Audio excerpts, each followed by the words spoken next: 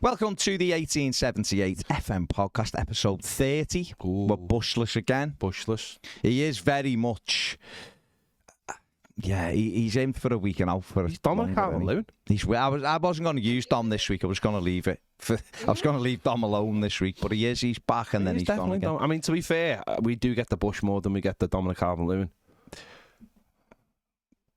Okay. Out of 30 shows, there you go. I think we've seen... He's at least that 50%. We've seen Bush more than we've seen Dom.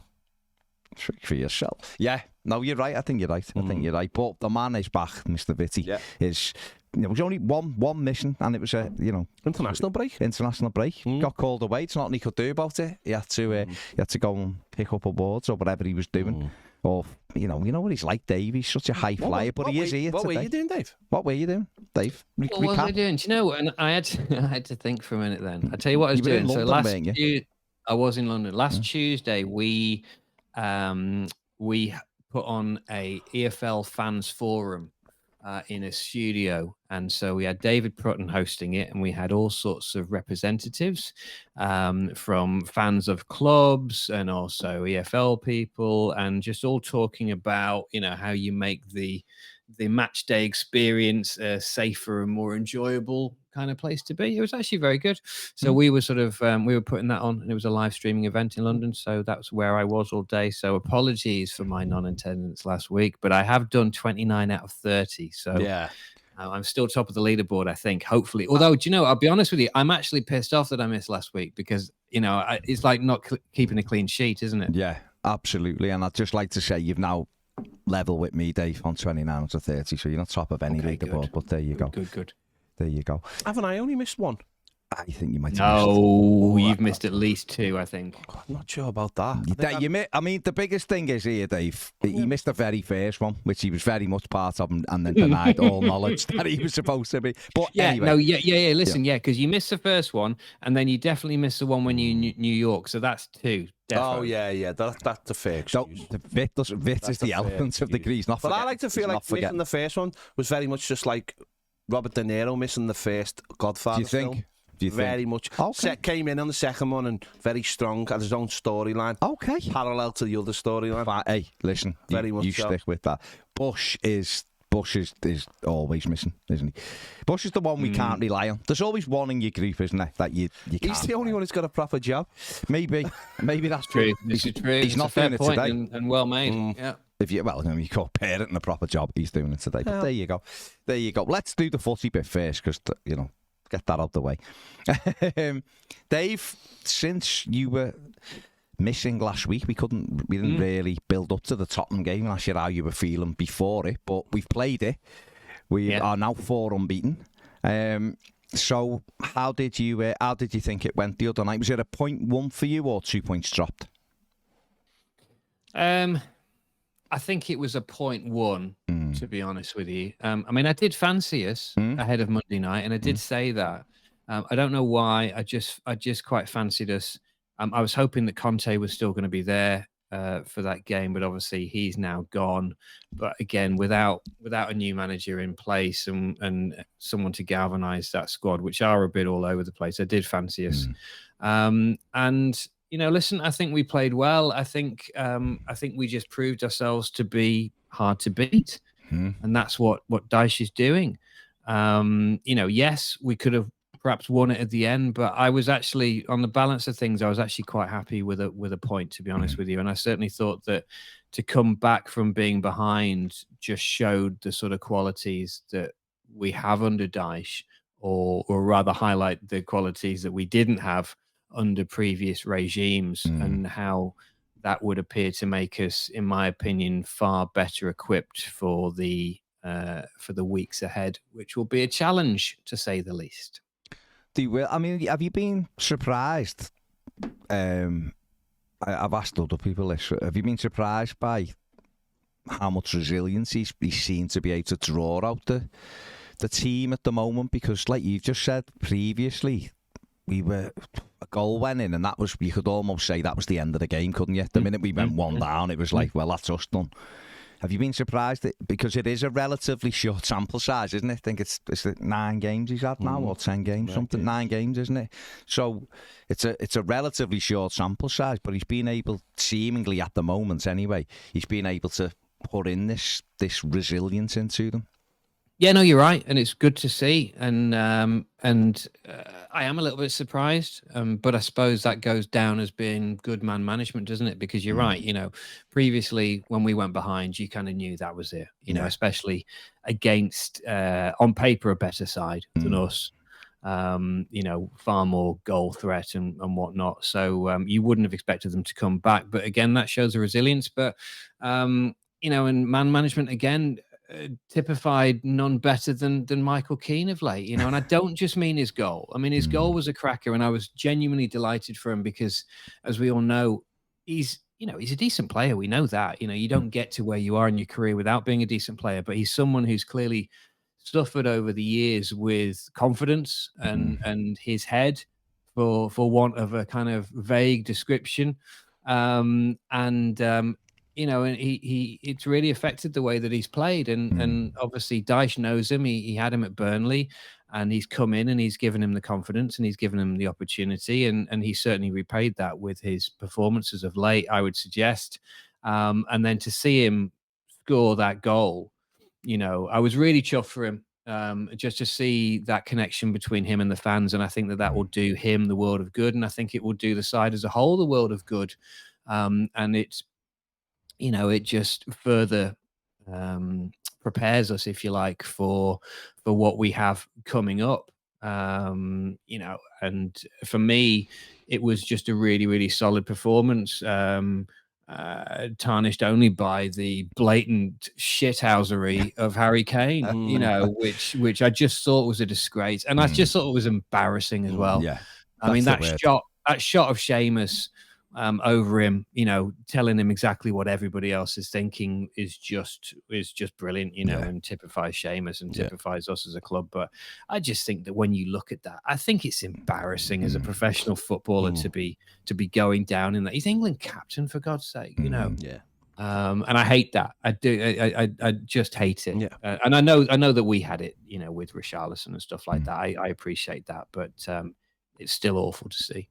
Well, I mean, the word is embarrassing, isn't it? If he connects with him or punches him, then fair enough. He just it's embarrassing, isn't it? It's you've got the referee there, you've got the assistants there, you've got the fourth official there, you've got VAR there. If anything goes on untoward like that, they're gonna generally see it. So for him to go over like that, and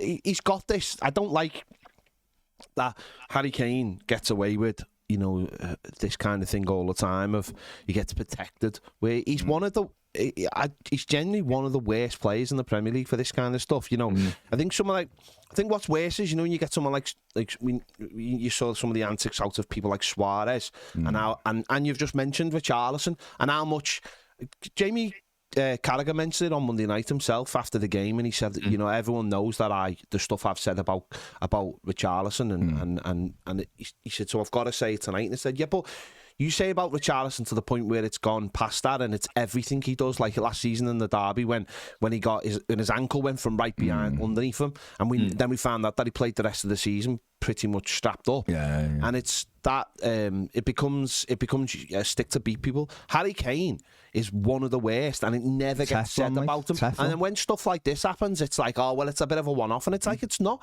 It's like I can remember one where he nearly broke Adam Lallana's back by doing the pushing and then going down and getting the free kick, and it's not required. It's certainly not required there. I mean, Decore's been stupid, but again, he's instigated all that. Kane, he kept hold of the shirt. He's fouled a player. He's kicked him. He's dragged hold of his shirt. He's pushed him, and he only gets a yellow card for it. And I'm not saying he should get, it should be a red, but these are the things that wind football fans up. Is these situations. And then he was shaking his head at the referee when he sent Lucas Moura off. And it's like, mate, that was an awful challenge. Yeah. I mean, that's an absolute leg breaker, and there's no. I mean, every time you saw it back from a different angle, it looked worse and worse. And as I say, Keane was very lucky to walk away from that. Well, what the beauty of that, I guess, and listen, I said this in my Mathew accent, so I'm going to say it again. I'd give Keane a bit of stick after the penalty, and because he done that thing that you mentioned it before, Dave, when you were talking about him, the confidence. He gave the penalty away, which for me was pathetic, like a child kicking out in the box. And then his head went. He started misplacing passes. You could just see he'd gone. But it was like a beautiful justice that Lucas Moura almost breaks his leg, and then he's the one that bangs one in for him. You know, a couple of minutes later from 25 yards, absolute screamer. And you're right, I'm made up for him. I'm made up that he shut me up. Because I have, in the main, kind of like defended Michael Keane through Irish thing and said, he isn't actually that bad a defender. The problem is, I think Ped said this a lot as well, he's had no one next to him who's really like led him during his time at Everton. His career at Everton has been kind of like just an example of what's gone on at Everton in general.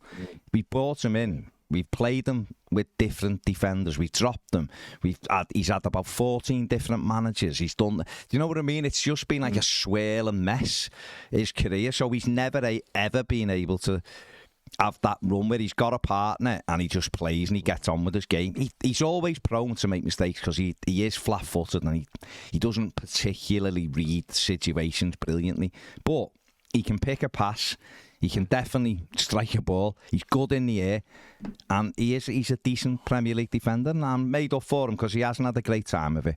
And that is sometimes a goal like that just gives you that confidence to go on. I hope it does. I hope it gives him the confidence to go on for the rest of the season and have a stormer, because we need everyone playing at the level. But it was great to lose a man and then go a goal down and yet still recover and get a result against the team in the top four. I think that was a big example of just how much the team have improved since Dyche's come in. Would you like me to depress you slightly?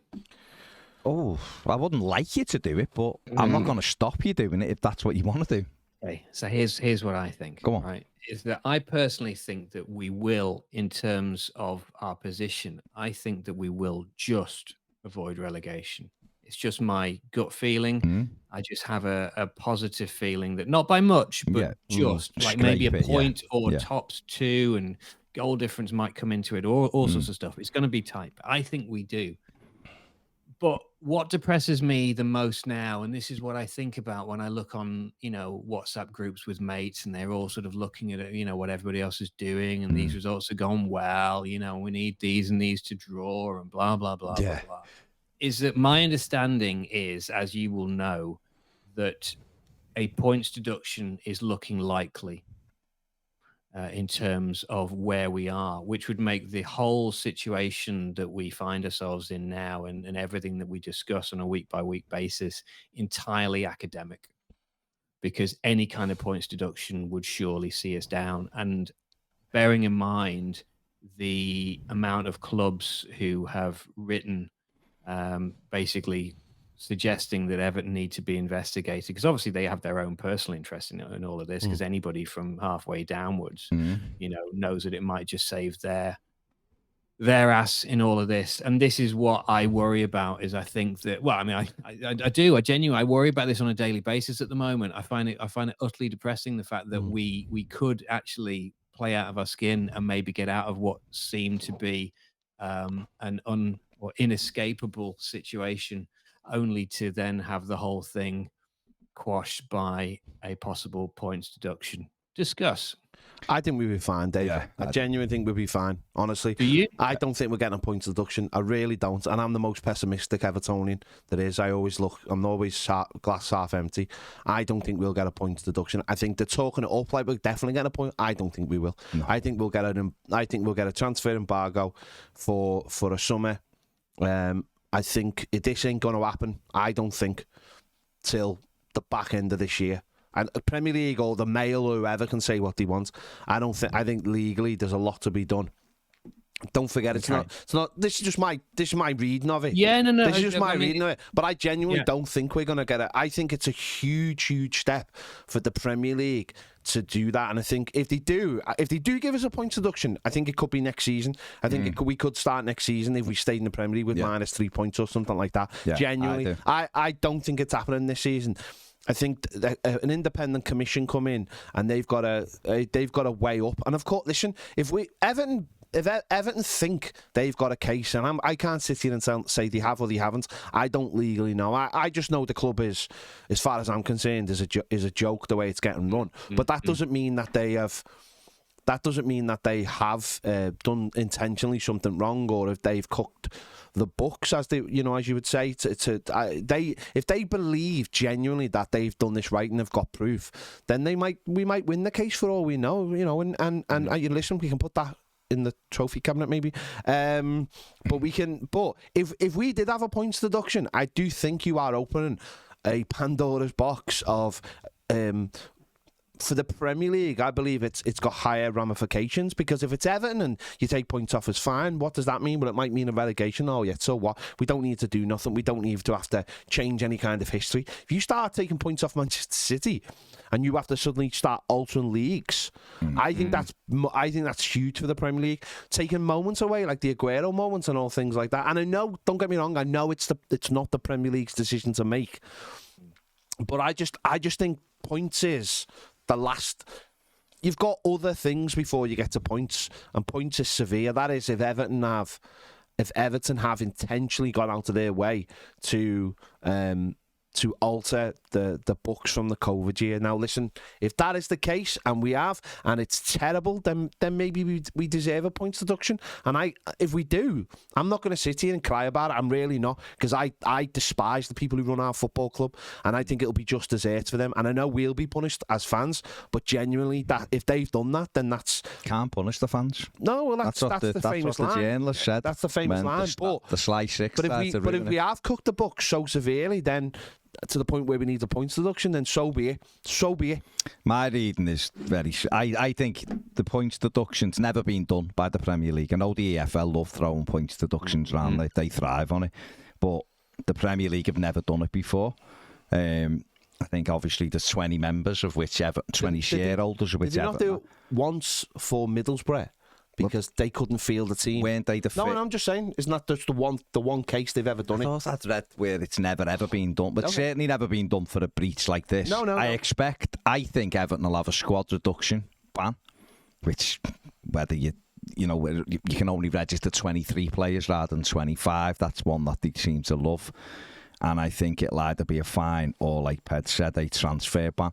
I think the problem, Dave, for those 6 clubs, if it is 6 clubs, and we don't even know whether that's real or not, it's the Daily Mail, so take it with a huge pinch of salt, is it just can't get done quick enough. There's a right to an appeal. First of July. Well. It would have to be like 1st of July, wouldn't it? So what happens is you're never going to retrospectively take the points off and relegate a club.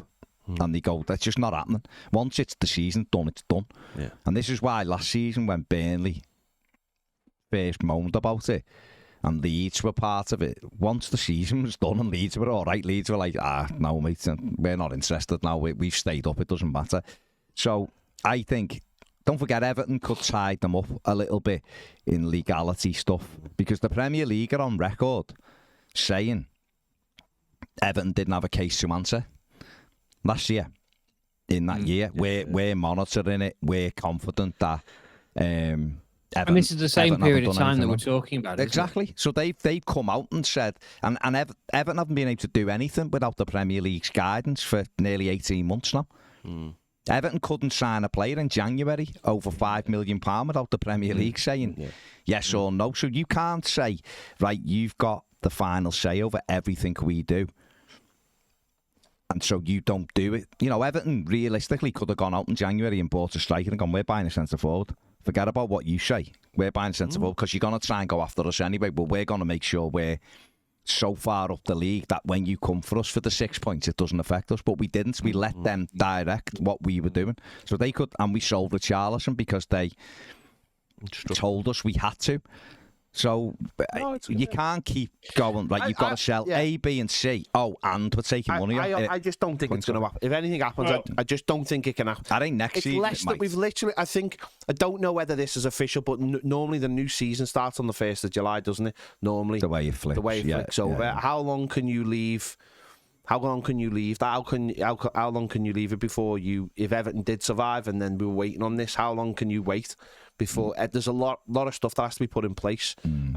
I just can't say. It'd be mad. Sorry, we will. It'd be mad to do that to Everton off one charge. Yeah, and Man City have got 112 charges or something. So what's happening to them? They don't exist anymore because. Yeah. No, I mean, listen. I suppose where this comes from is the fact that I was at Wembley on Sunday for the Papa John's Trophy. And was talking to a lot of journalists. And I came away from it feeling very, very flat.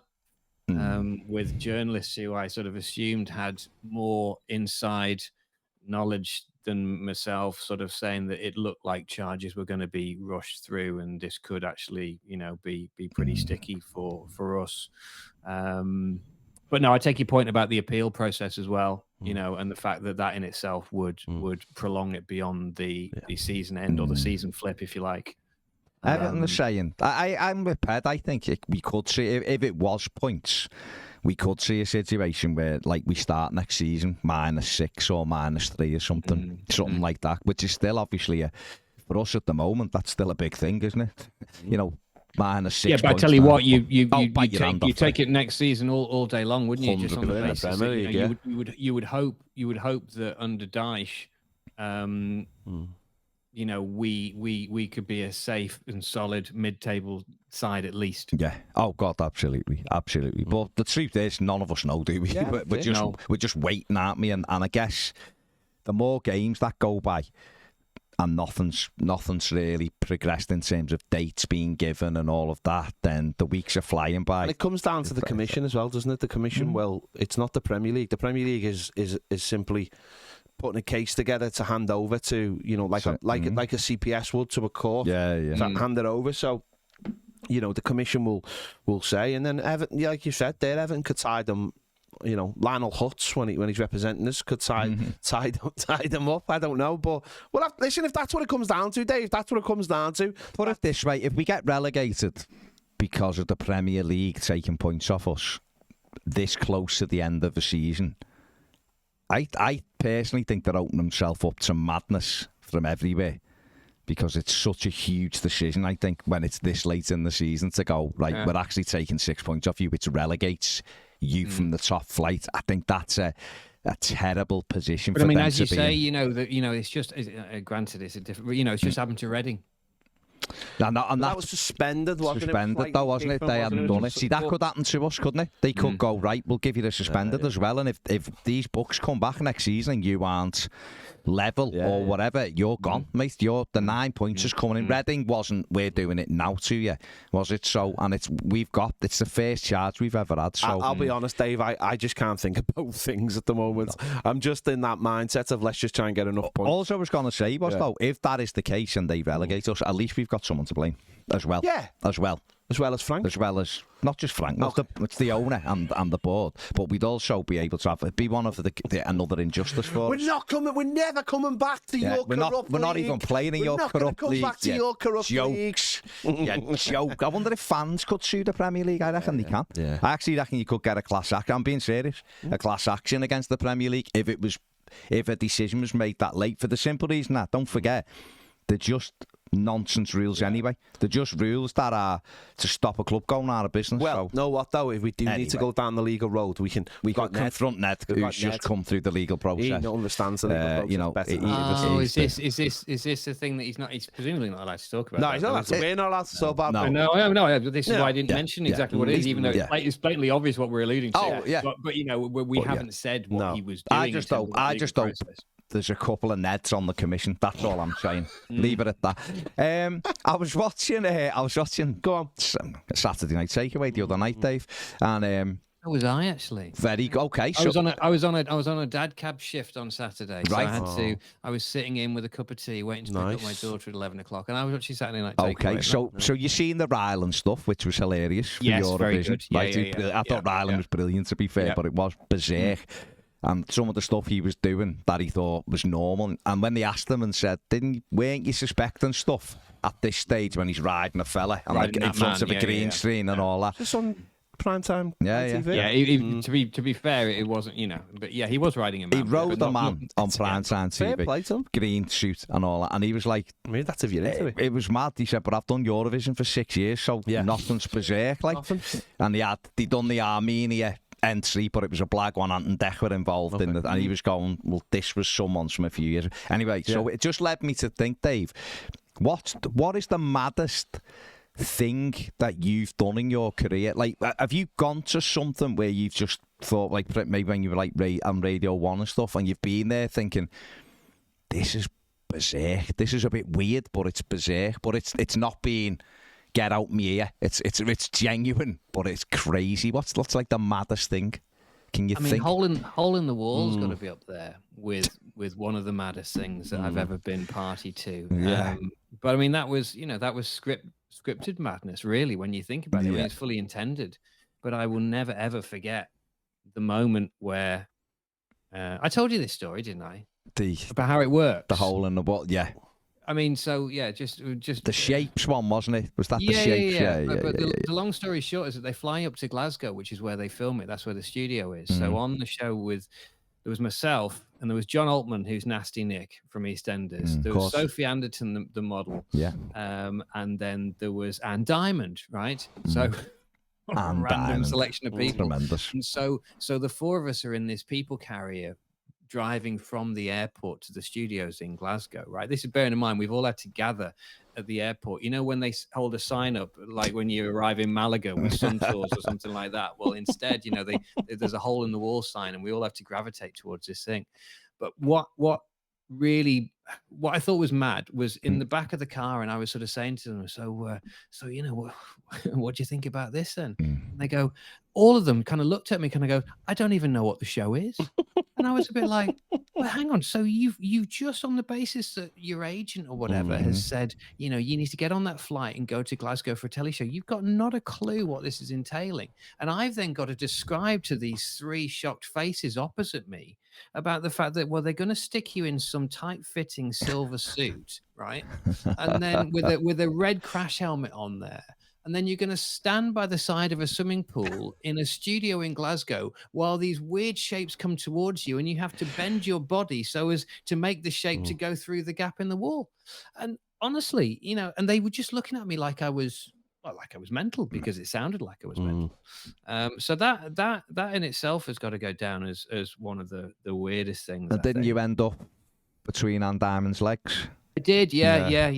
I did end up between Anne Diamond's legs, or she was between my legs. I can't remember. But someone was between someone's legs. Yeah, it involved either her between my legs or me between her legs, coming down a slight. Because that, I mean, just as if the whole thing wasn't weird enough as it was. You actually enter the stage area by coming down what's effectively a kid's slide. In unison, and then you arrive sort of haphazardly on this stage, and then off you go for.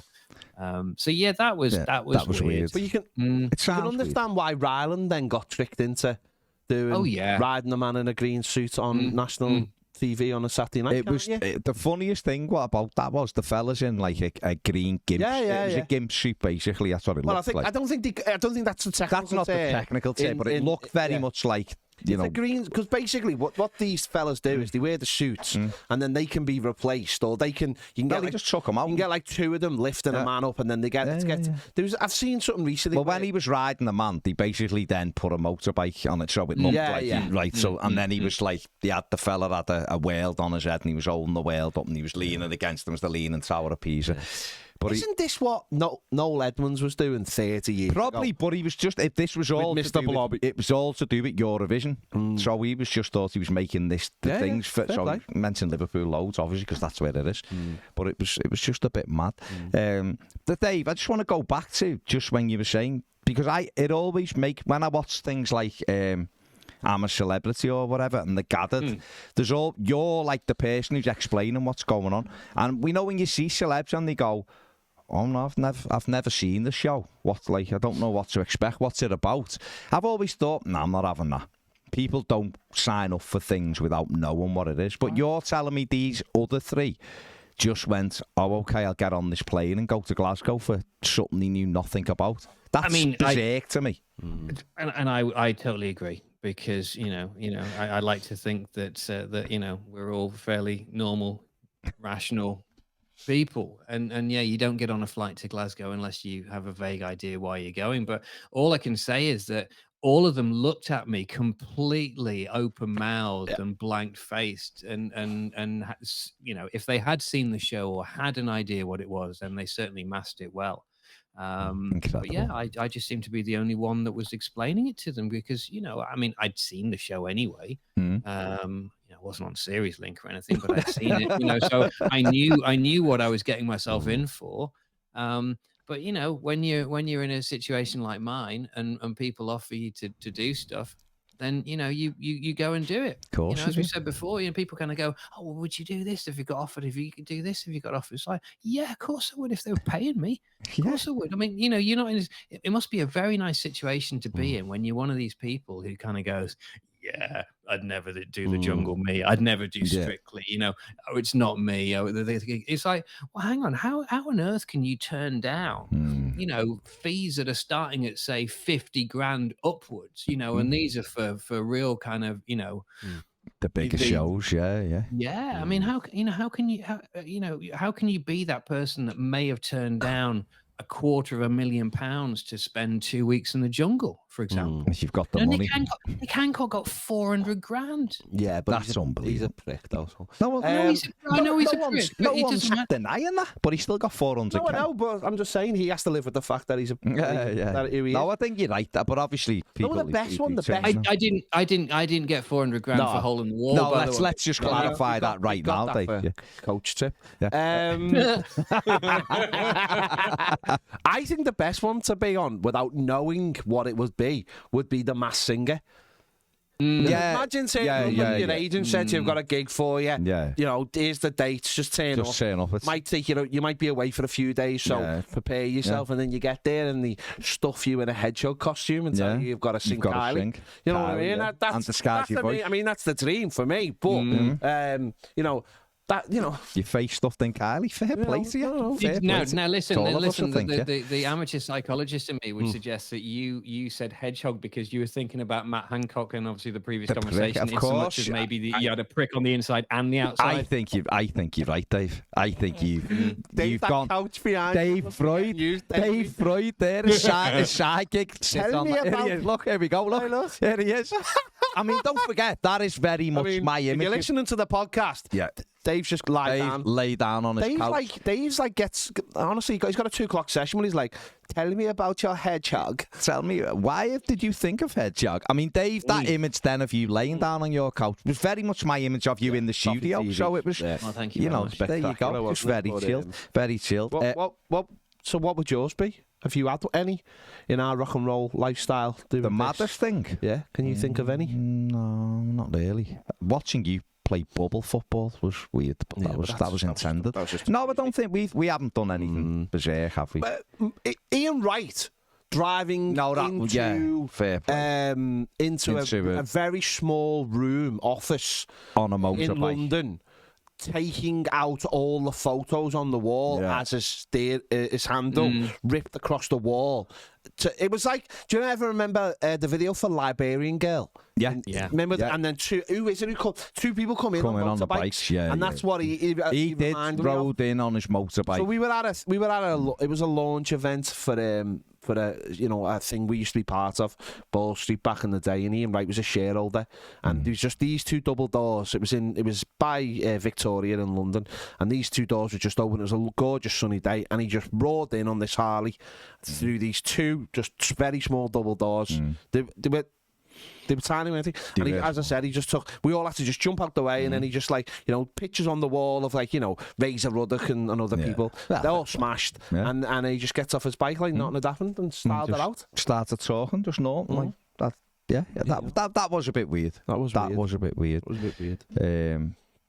Yeah, we haven't done anything too mad, thankfully, have we? Jumping off the top balcony was a bit mad. Yeah. Jumping off the thing. Jumping off the cliff in Wales. Was a bit mad. Are we talking zip lines here? Zip line in Wales. The ultimate zip line. But what was mad about that was the fella who was about to press go for us then got a phone call that his wife had gone until he had to get off, and he left us hanging. Just left us literally hanging. Literally for ages while he switched it around.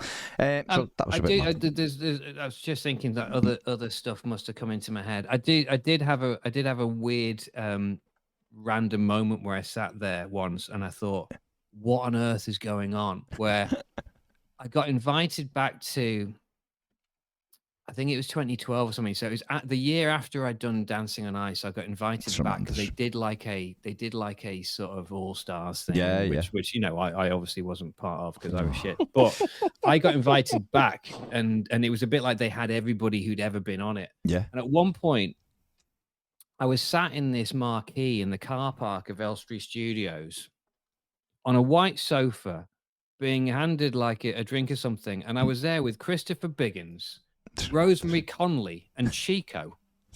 Right?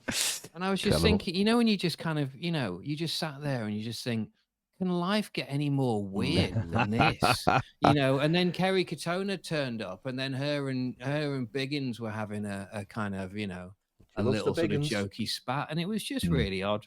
Really, really odd. That's tremendous, Dave. I mean, you're sitting there thinking, it's like an odd dream, though, isn't it? Yeah, when you're there, the white sofa as well. I mean, the white sofa and the marquee, which is almost sort of dreamlike in itself. But you're there, kind of talking to Biggins, and then hi Chico, and then Rosemary Conley. Rosemary Conley, incredible. She Calanetics. It sounds like an audition for a panto. That it could be. Dave wouldn't be auditioning. I tell you what, I'm fully available for pantos. That's good wedge, that isn't it? Yeah. Panto, Strictly Come Dancing, all of the above. The Jungle. Dave Vitti is available. All of the above. Yeah, speak to Dave Vitti management. Absolutely, get it done. Got a few questions. Jack A says, who would you like to play you in a biopic? And what are your movie guilty pleasures? We said there's no movie guilty pleasures. No. We just like movies, whatever they are. That might be 10 Things I Hate About You. It could be She's the Man. No, it's not. It's never She's the Man. Could be. It's never. No, I'm putting my foot down here. It could be for terrible film. It could be for anyone. 10 Things About Us. 10 Things I Hate About You. Tremendous, could tremendous. Be A Knight's Tale. Could be A Knight's. I mean, there's a theme in this. There is. I know. Yeah, there's a theme in this. I'm trying to think. It could be.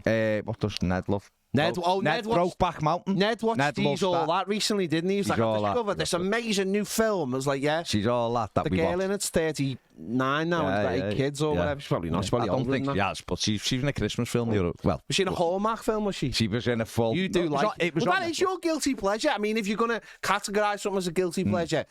the Hallmark channel about Christmas. I will tell you. Discovering that she's going to marry someone she's never met, and there's a dog involved. And no, normally what it is they get sent back to a town that they grew up in, but they've left to close down a business. Yeah. She goes back because she's like this high flying guru. They go back. Or he goes back, and whoever's running it is obviously single in this town. Childhood sweetheart.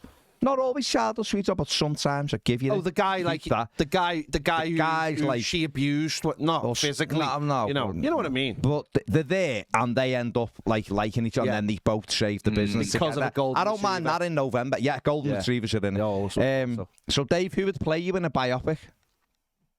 I think someone like Idris Elba. Yeah. Okay. I mean, I do see it. I can't see it, to be fair. I think... I can see him sat on a couch with Biggins. I can. Yeah. I mean, I think, I think he's cool. I think he's an action guy. Yeah.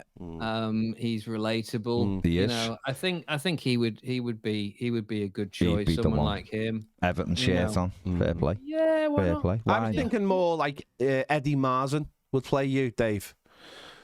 I don't know who Eddie Marsan is. He was in. You'll know him. What was he in? He's an English actor. He's in Ray Donovan. He's in. What else is? I was thinking Lautaro Martinez, to be honest. Who? Lautaro Martinez, striker, Argentine striker. Eddie Marsan. Yeah, how do you spell Marsan? Marsan. Show me him. Is he there? Hang on. He's got. Is there any kind of look of Dave? Eddie Martin. He's brilliant, right? Oh yeah, I know who you mean. He's the thing. He's yeah. I don't know whether that's you love it, isn't he? He's what? Isn't he him? He's the canoe man, isn't he? Yeah, the canoe man. Yeah. What a program that was. Yeah. What a program. No, I do know who you mean. He was on the first thing I ever seen him was in Game On. He was stoked in Game On. He was stoked. There you go. Right, he's 54. Yeah, Dave, I'm not concurring with this. Martinez from Argentina into Milan striker, that's who I think. He's a footballer. Doesn't matter, he looks like this. He might want to act in Dave Fitty's biopic, he might. Is this a Hallmark show? It's a Hallmark show. Or Channel 5, hosted by Andy Bush. Hey, listen, I don't mind admitting, and I've heard this before, I have been compared to, he's taller and certainly more flamboyant than I am, Craig Revel Horwood. Craig, okay. One of my favourites. Okay, there you go. Do you know what I don't like about him, though? Is how he's had to tone down on Strictly. Has he? No, massively. Was he like, wasn't he like the Simon Cowell one? They'd all go, oh, you're great, Baldy. You go, you were crap, what are these talking about? And now he's just like, oh, yes, need to just improve the toe turning there, darling. People won't be happy. Just say he's crap. Yeah. Stop messing about. If he said Tony Adams was anything other than crap, then he needs to be sacking.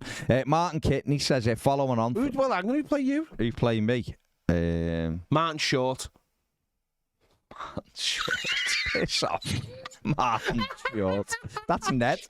No, do you know who I think would be? We've gone blank on his. Who was the guy that was in the Responder? Martin Freeman. Martin Freeman. Yeah. I'll have that. I think. Can you not see that head? I can see it. I can see it. I'd have to. Definitely, yeah. I mean, I'd have to knock Clooney on the head because he teaches me anyway. Martin Kitney. Oh, no, we know yours. Yours would be bloody thing. Dash Merrick from Bunchy. From Ray Donovan. Yours would be Bunchy because he's literally looks the same as you. We're twins. Yeah. We are twins. Oh, well, all right. Many pictures of us where we look exactly the same. You do. I'm not even, Martin Kitney. It says, following on from my 3 flavours of crisp in a bowl with a drink, how about 3 types of crisps in a bowl? What? This isn't a sex thing, is it? No, Dave, not keys in a bowl, crisps in a bowl. Oh, you weren't here last week. Sorry, Dave. Oh, well, if you had to have like 3 types of crisp in a bowl, what would it be? It's different when you don't read it. So he's gone Frazzles, prawn cocktail Pringles, and steak McCoys. What is going on? I mean, it's a good. I mean, is this what you did last week? Yeah. Okay. So come on. 3 types of crisp in a bowl. Yeah, definitely prawn cocktail Walkers. Okay, shout.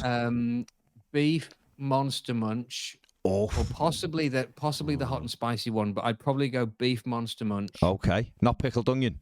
No.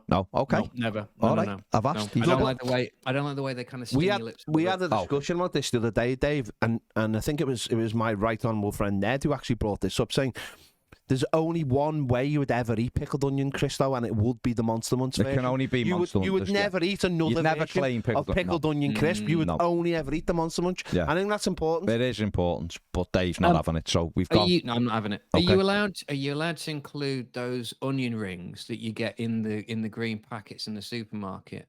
You mean onion rings? Just onion rings. Crisp. Yeah, but not like real crisp, onion rings. Well, there's no onion in it. Ringos were almost onion rings, weren't they? They were called Ringos, weren't they? Just Ringo? I don't know. Not him. I don't know. Not even the best drummer in the band. Not him. From now on, I will not be replying to any more fan mail. Oh, God, can you remember that? Yes. Classic. Yeah, classic Ringo. So you've gone onion ringy, but the ones you buy in a shop. Prawn cocktail, Walkers, one more. Oh, beef Monster Munch you went, didn't you? That's it. Munch. All right. Okay. I feel like I haven't really given 3 proper crisps there. I think proper crisp. We done it last week, so we couldn't go with it. Yeah, whatever. We done. Thomas R says, would you rather be able to run at 100 mile an hour without ever getting tired? Yeah. Or be able to fly, but only up to 15 miles an hour? I mean, this is the question that everyone wants answering, I think. Don't know. I think fly. Fly at 15 miles an hour. flying- Okay. Right, but the only problem, so they've both got their own problems, right? Yeah. If you could run 100 miles an hour, right, Yeah. and you come into contact with like another person, Yeah, they're dead. then they're dead, aren't Yeah. they? If anyone's watched The Boys, you'll see this. They Yeah, just, but I they don't- just splatter. Does Right, he but if you mean- fly, and this is a problem with flying, if you've ever got your mouth open Yeah, for any you're eating all period of sorts time, of stuff. there'll be all kinds of shite going in there. You know what I mean? Yeah, but 15 miles an hour is pretty 15 miles an hour. slow, Yeah, isn't but it? you hang on. You go on a bike. You know what it feels like when you go 15 miles an hour on a bike. It doesn't feel like 15 miles an hour in a car. It's different physics. No, true. But I think for me, flying all day long because Yeah. it's just it's a new experience. Yeah. and one that I would be keen to try. Okay. Thank you. Would you wear a helmet?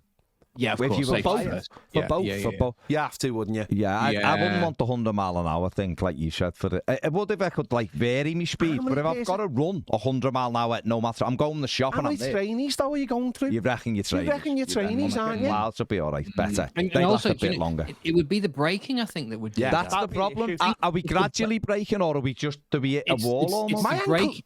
my Yeah. ankle's a goose as it is. Because you've got to give yourself that. And how are you going to work out, you know, like your braking speed? You've got to go back to my highway code. You know, if I'm travelling at 70 mile an hour, you've got to give yourself. Do we just know this? Do we know what our braking speed is? So if we go in the shop and it's under a mile an hour and we can see the shop, do we know when to start slowing down to make sure we don't splat into doors? Yeah, but how are you getting home with the bags? You can't run under You can't run under mile an hour with bags, can you? The If bags you've are going got to get milk destroyed. The milk's or gone. whatever, it's gone, isn't it? The almond milk unsweetened is gone. yeah, That's gone. unless you adopted a backpack approach, which would be the way that I mean, this is something that I did during lockdown. Granted, not at Ran at 100 100 mile an hour. No, but it was just, but you know the way that you were only allowed out for essential things, which in my case was going to co-op on a daily basis to go and get that day's supplies, right? Yeah. And it was actually quite nice to shop in the old-fashioned way Yeah. and just go and get what you needed that day. You know, if you were going to make a shepherd's pie that night, off you went to go and get your mince and your onions and stuff like that. Didn't stockpile toilet paper, did you, Dave? No, no, I didn't. Good. Well, No, just wanted that clarifying. well, no. Do you know what? Actually, and I feel bad about myself. I did at one point succumb to the national panic, Oh, Dave. and I did. I was Dave. one of those people that went to Aldi, and I was there when it opened, and literally came in, and everybody went straight for the aisle where the toilet paper Yeah. was. And the thing was, and the ridiculous part of that is that you were allowed to get 3 items and 3 items only. Yeah. But so they were that'll be- selling toilet rolls in packs like of 12. 24s Yeah. and stuff like this. So technically, you could walk out with what's three 24s? Is that 72. You could walk out with 72 toilet rolls. How did you get them in your rucksack? No. Oh no, I didn't. I took the car to Aldi. The car, the Aldi's further. Okay, no, fair enough, Dave. And you've ruined your rucksack. Co-op, I take my rucksack. See, when you were talking about your rucksack and travelling with things, I could only see him paddleboarding to get the pasties and thought, well, Dave has been through this kind of thing, albeit you weren't paddling at 100 miles an hour And I on your didn't have a paddleboard. paddleboard at that point. Either. No, and you wouldn't be. I mean, paddleboarding to Aldi on a road wouldn't have really Bought worked, the I guess. paddleboard in Aldi. That's where he bought it, the middle aisle. He only went for 72 toilet roll, walked out with a bleeding paddleboard. I tell you what, it would have been On an angle grinder? would have made more sense if I had bought it in the middle aisle of Aldi or Lidl, because I actually got my paddleboard on Facebook Marketplace. I remember the story, Dave. Yeah, we all do. some fella turned up with a builder's van. You know? Yeah, I remember it. Turned up with a builder's van with his paddleboard in. I mean, it was all totally legit, obviously. Hey, Dave, hey, you've got a paddleboard and it worked. Just be happy. So we're going with flying, aren't we? Flying. Yeah, flying, The running's flying, off the door. The running's off. Yeah, the running. You can't. You just couldn't do it. No, it's not feasible. What purpose will it serve? Thomas, it's. I'm sorry, mate, but it doesn't work. It doesn't work. But good question. You haven't given. It's a great question, Thomas. It's a great question. You didn't give us any background as whether we knew our braking distances and all that. But fine. Do you think that Thomas showed promise? I do. I think it's promising Thomas. I think he should be preparing this one for next week. Joe Mack said, what would be the worst flavoured crisps you could think of? For instance, egg flavoured crisps or baked beans flavoured. Disgusting. Joe Max, not Joe Max. Not Moore. Joe Max, more Joe Mack. Right, He wants more, but it's not. He does want more, but he's only getting one Wants question. more. Worst flavoured crisps. Dog poo flavoured crisp. But that's, you see, no, what you've done there is you've just thought of something that You know what's no. But think of something may well something edible. But if you put it in, you'd be like, oh my god, Goat. What? Goat flavoured crisps. Goat poo flavoured crisp. Just goat. Okay. Just What goat. about something like coffee flavoured? Now we like a cup I of wondered coffee. what you were going to say then. No, not cock flavoured. Coffee flavoured crisp, something like that. Where it's I don't even know why Dave's mind would go there. he wanted there. That's why he meant it. But because you know you shouldn't really be eating coffee as a crisp, so that would. Why do you I was eat like that? just because that's how I eat me crisp. I mean, I don't eat them at a cup. See, Baz, I've heard of a toffee crisp, but never a coffee crisp. Dave, I see what you did there, and what an underrated sweet. By the way, we might do that Isn't next it? week. Isn't it just Underrated toffee sweet crisp? toffee. We'll do that next week on That's the like a selection box. It is, but we can. Oh no, confectionery, let's not bleed into next That's like week's the only content. kind of, no, what I just want to set it up. That's like the only kind of chocolate, and we might do more on this next week. We will. That's the kind of chocolate you probably only eat when you get In in the a selection box Say you or in like wouldn't- a tin. You wouldn't go in and wouldn't go- purposely Oh, well, you actively see- look for it. Well, Right. no, Dave. Save for next week, Dave. I'm metaphorically putting my hand Fingers on on your lip. lips, You're not fingers here. on I'm lips. just going, Dave. Fingers on lip. Fingers on lip. So what, Dave? What's your most disgusting flavour you could think of? That's edible. Don't just think of like vomit crisps or something. Something that would edible but would all be a been there. crisp. I think. See, yeah. Go on, Dave. Well, goat. Goat. But I don't know what goat tastes like. People have like. Well, that's all. Dave obviously doesn't like goats. Well, So I just don't like I just don't really like the premise of it. Yeah, Okay. I think that sort of goats have a sort of slightly funny smell, don't they? I think. And I haven't been around enough goats No. to verify this. No, I mean, that's the difference between us city living folks Exactly. and Dave, who's Dave, you know, probably toe to toe all there. Dave probably took pictures of them riding a bike with his backpack on at 100 mile an hour, because that's what he does while paddleboarding. But what's yours then? You can't have the one you said before. Why It's can't I got to have- be edible. Isn't dog poo No, edible? it's not. Other dogs eat dog poo. Ned's dog. I forget it. You've lost it. You've had your I'm chance. sure people will agree with me though. That would be a pretty terrible flavoured Orange. club orange. Oh yeah. Don't. Baz loves club orange. Don't. Sorry, I'm taking my coffee away. Yeah. Orange Club Crisp. Right, let's move on. That's disgusting. Well, hang on. Whoa. Oh yeah. This is So you've got a real problem with orange and chocolate. No. Orange Club. Honestly, I just I already mean, I can feel how me. can that be? That actually used to be the favourite in my school lunch My box. hairs mum are used now to give me sticking up on my arms. Orange Club chocolate No, biscuits. even you saying it is making me a little bit sick in my mouth. And yeah, we had a national search for orange twirls. I don't mind an orange swirl. What's the difference? But I tell you what, I could eat 3 twirls on the run. Yeah. I couldn't eat more than one of them things. Halibut crisps. Halibut crisp. Okay. All right. Fair leave it play. there. Final one then from Keith Hall. Says, if you could have ran onto the pitch to confront Harry Kane, what would you have said to him? Because you're not going to run on him like Lampard or something. you know. I'd have said exactly what I said before, that it was just embarrassing and that he should be embarrassed to have acted like that, and it's laughable and he should be ashamed of himself. I wouldn't have time to say as much as that. No. But it'd be words if you to could that have an effect. audience with him just for 5 minutes, I think I think that's what you'd say, wouldn't it? Because it was, wasn't it? It was embarrassing. I think that's what we'd say. I'd say he's been a very naughty boy. That's what I'd say to him. Absolutely, you know, and I would say that, you know, you shouldn't be ashamed. You should be disappointed. Disappointed. I'm not Disappointed angry. in yourself. I'm not angry. Yeah. I'm disappointed. Yeah, that will be it. Kane. And I'll be sending a strongly worded email to Daniel Levy. Yeah, that's your tongue, your tit. I mean, that Bush could have just run on and he would have just said, that's my name, wouldn't he? Bush would have ambushed them and then come up with, that's my name, you tit. So there you go. What a way to finish. Dave's got to go, so we've kept him long. we've gotta go. And we've got to go as well. So that is the end of this week's pod. I'm sure Bush will be back next week. I tell you what, I bet he's not. I bet he's and not. I'll tell you for why. Because it's Easter holidays. It's Easter holidays. There's not a chance that Bush is going to be here next week, and you know, and I hate to deliver disappointment for the audience in advance. There's not a danger he's going to be here next week. I'm going to have a counter argument, say he will be back, just to keep the audience in suspense. I'm going to chase him and ask him to be back, Dave. Now, so let's see who's right. Is the Vitty right once again with his prophecy? Do it at the last minute and ambush him. I'll ambush him. there you go. What a way Get back to on the finish. show, you tit. Let's leave it there. Big thanks to Dave. We will be back next week. Thanks Cheers, for Dave. listening. See you later. Cheers, boys. Bye.